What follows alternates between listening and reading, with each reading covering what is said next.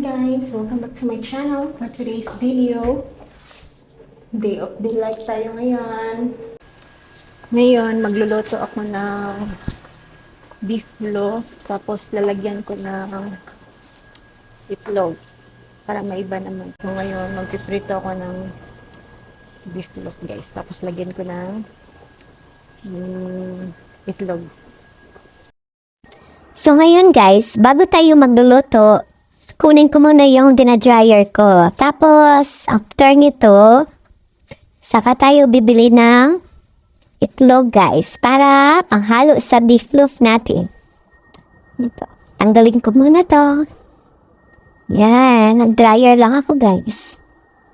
Kunti lang naman to. Tapos na. Yan. At ngayon, pwede na tayong bumili ng itlog. Yan guys, luto na yung beef loaf ko with egg. Yan, parang pancake.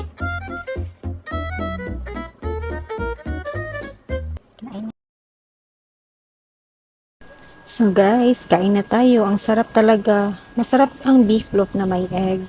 Kapag paminsan-minsan lang, wag lang araw-arawin kasi nakakaumay. Haha.